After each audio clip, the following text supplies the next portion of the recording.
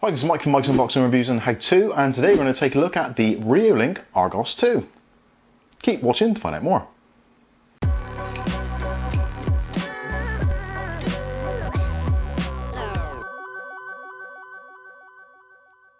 Okay, so in today's video we're going to take a look at the Reolink Argus 2, which is a completely wireless security camera setup that you can use in your home or your office or workplace, whatever you want to do. And this is actually one of the slightly more high-end appliances that you can get on the market at the moment.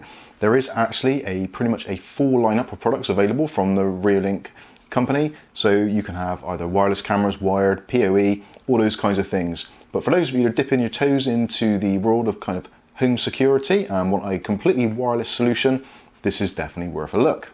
So let's go into the box, look at the packaging, look at what we get, and then look at how to set it up, how it works, and what the features are. So first of all, you probably noticed on the desk already, we've also got another accessory which you can buy as a package. You can either buy this separately or you can buy this separately. You can buy all the bits separately. Again, I'll put some links in the description below so you can check it all out for yourself. But this is what makes it completely wireless, or at least so it is hassle-free and pretty much maintenance-free. This is the Reolink solar panel, which you can connect up, have connected directly to your camera, and that'll keep the battery topped up. There is actually a battery in there, a rechargeable battery, which is a long life battery, but if you don't want to have to kind of keep on replacing it or swapping it out every few months or however long it takes for the battery to deplete, you can connect up a wireless charger using the solar power, and that will keep the battery topped up. So in theory, you should never have to touch it again. So first of all, to begin with, let's take a look at the Reolink Argus 2 itself. So as you can see from the packaging, pretty decent looking packaging, and it goes into some details on the back about warranties, etc. And also the fact that you can connect it through various mobile phones. So Android devices, iOS devices, no problems there whatsoever. You can connect push devices. So if you can get a notification if something is triggered on the camera, then you'll get a notification on your mobile phone if you're out and about and you want to keep an eye on your home whilst you're away. So let's take a look inside the packaging and see what we actually get. So first of all, we've got the Be Prepared, Be Reolink, and this is our manuals, etc. and installation guide. Also in here we get a template for mounting the camera. There is a sticker which you can put on your home. Now in some countries this is a necessity. If you've got security cameras or any kind of surveillance, you do need to have this displayed somewhere so that people know they're actually being recorded. So that is included. Another mounting template, the declaration of conformity, and we get the user manual, which is actually quite a comprehensive manual going through pretty much all the steps of the setup. But it's actually really straightforward. Most of it is done by QR links, which you can scan with your camera on your phone, that sort of thing. So next, let's look at what we actually get hardware-wise. So first of all, we get our rechargeable lithium-ion battery. Now this is charged by a micro USB, and there is a protective rubber flap on the back. So you can plug in a micro USB either from the solar charger or from the included cable, so you can charge this up for the first time before you actually stick it out where you need it to be. We also get the camera itself, and as you can see there's a section missing. This is where the battery would slot onto the back, and again, pretty decent, pretty heavyweight, feels very, very premium. On the side there's a rubber flap which will support your SD card for internal recording, and also there is a pinhole for resetting the device should you have any problems or for your initial setup. This is nicely sealed at the bottom, and this will prevent any ingress of water, dust, dirt, all that kind of thing. It is IP65 rated, so you can use it indoors or outdoors if you wanted to. It isn't submersible. Obviously that is not a great idea for pretty much most weather circumstances, snow, rain, all that kind of stuff. No problems at all. It actually comes in the box, actually on its magnetic mount, which is this section on the bottom, which actually has a very, very strong magnet. So you can mount this to a wall outside, or even you can just use it on the desk, that sort of thing. And it's magnetic, so put it where you want to, and that is it. It will stand up and it will support itself. So that is the magnetic option.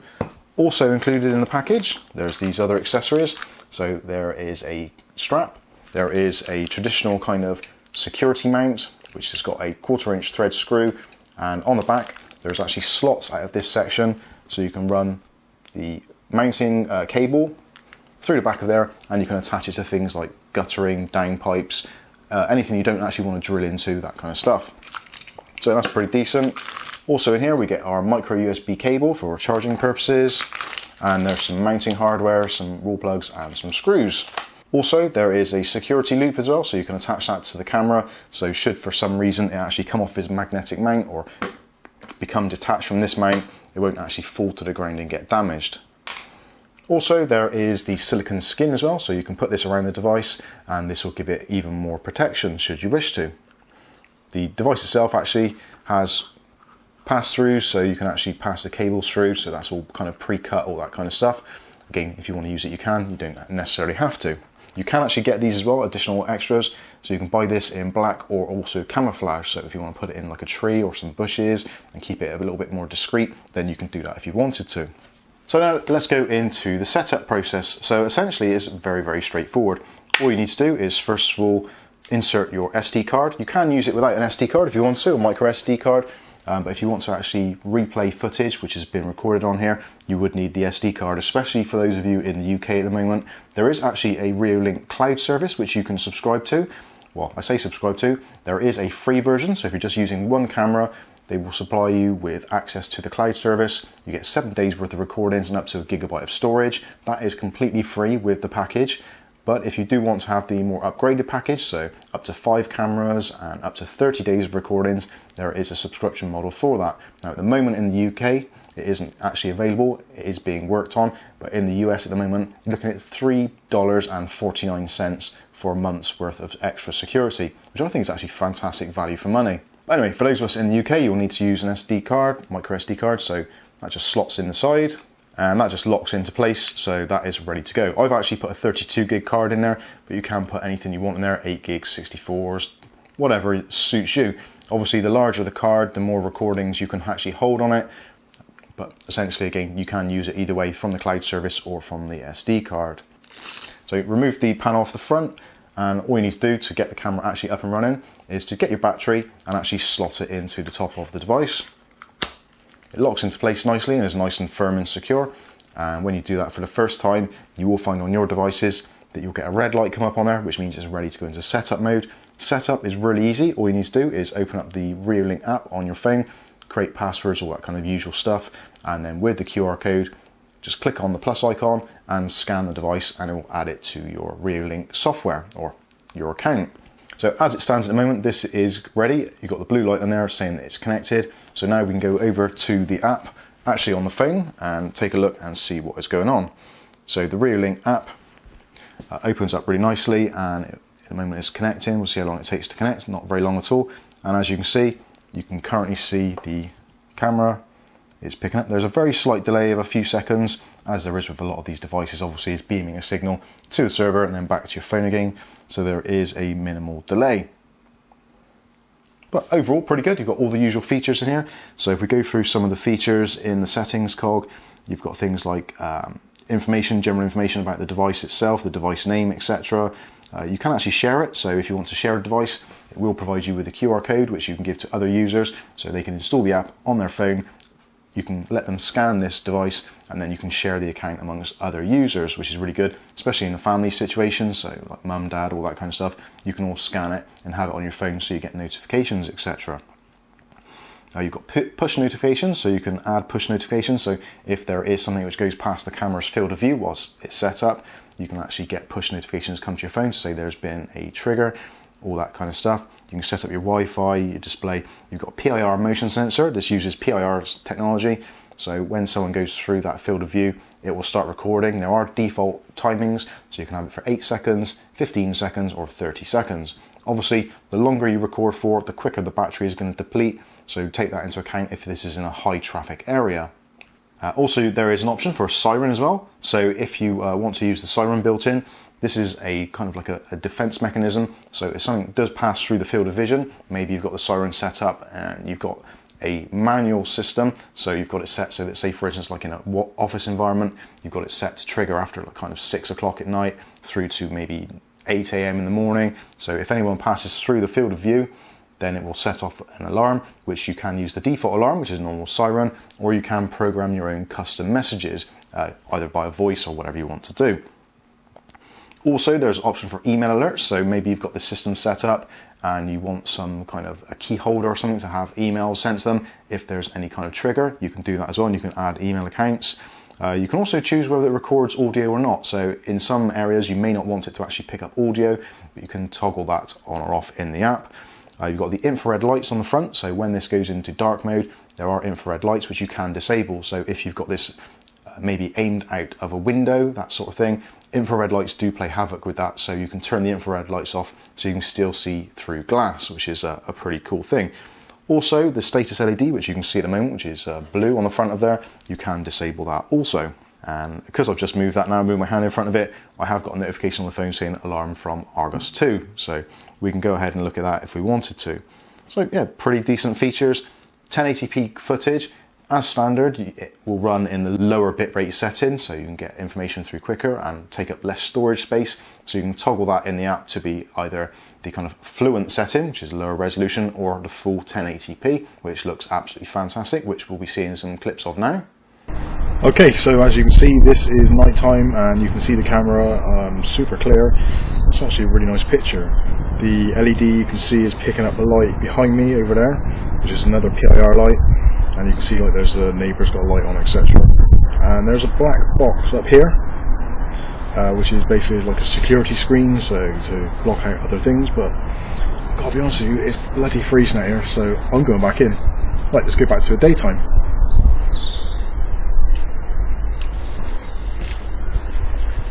Okay, so this is the Argus 2. It's 1080p recording. It is currently like 6 o'clock here in the UK. And you can hear the birds singing quite nicely. It's quite loud. The microphone's actually really good on this thing. It picks up really, really well. Probably a little bit too loud actually. It's very good quality. Not too sure what the frames per second are like, but we'll check it out and see what it's actually really doing. So there you go. Pretty decent picture. And of course we've got the usual settings on here, so you can actually do two-way talking. So even if the alarm hasn't been triggered, if you've got this device on your phone, you can set up two-way talking. Say for instance you've got it maybe watching over your nanny at home or your children or whatever, or maybe you're just looking at someone in your garden. You can have a two-way conversation, that kind of thing. And also you can go into the playback menu and pick up and look at previous recordings. So all in all, a pretty decent setup. So let's take a look at the solar panel, which you can also install, which will make life a lot easier. Personally, I think if you are going to get this set up, this is definitely worth going. Again, you get the instruction booklet and you get the solar panel, which isn't actually overly big, so you can mount that pretty much somewhere quite discreetly. This, they say, if you get about 3 hours of direct sunlight, that it's more than enough to keep the battery topped up. So obviously you want to try and put this into an area where you are going to get that sort of amount of sunlight, although I have seen people say that they put it in a slightly more shaded area and it's working just fine. Now again, with this you get the similar sort of setup, so you get the mounting hardware included, so that's the kind of typical security type mount which you can attach to a wall. Raw plugs and screws are included, so you can connect all that up. So I suppose the next thing to do is to take this outside, set it up, and we'll take a look and see how easy it is.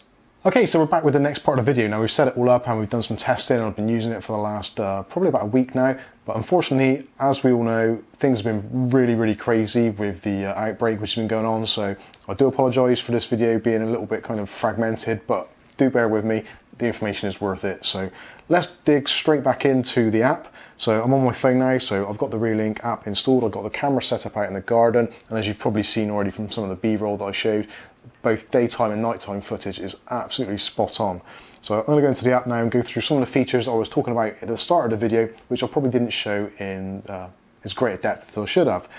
So as you can see at the moment, it's loading the stream and it loads the stream up relatively quickly. Now at the moment, this is, what time is it? It's getting on for 8 o'clock, so it's pretty much darkness outside in the garden. And as you can hopefully see from the display on the screen, the LED lights do a fantastic job. The night vision is absolutely brilliant. It's probably about the best I've seen on one of these cameras in a long, long time. The one thing I would say is if you are going to be using this, is to try and make sure that you don't angle the camera too close to any surrounding walls or like fence panels. As you can see in what I've got on the screen there, if you can just like make it out, on the left hand side there's a row of fence panels, and if the camera is twisted too far towards the fence panels, the spray of light actually does cause the light to reflect off of that, so it shows as a hot spot on the camera. So try and aim it away from bright lights or flat surfaces if you can possibly help it to get the best possible footage. So as you can see, yeah, The footage is fantastic. Again, it's pretty much pitch black out there at the moment, and you can see pretty much everything very, very clearly in a very high resolution. Daytime is amazing. It is super, super crisp. It's almost like a video camera rather than a security camera. Anyway, some simple things. So what you can do, nice and easy things to do, you can take a snapshot. So you press on the camera button and it'll take a quick snapshot. You can then share that, etc., etc., all the usual kind of stuff you'd expect. If you press on the video camera one next to it, you can record video clips, and that is actually what I've used to create this video. The video clips you've seen were ones which are just recorded onto here, taken from my phone into iCloud, or from the phone transfer across, and you can watch it from there. Options being for resolution, if you've got fluent or 1080p, as we discussed a little bit earlier, and you can actually configure those yourself as well.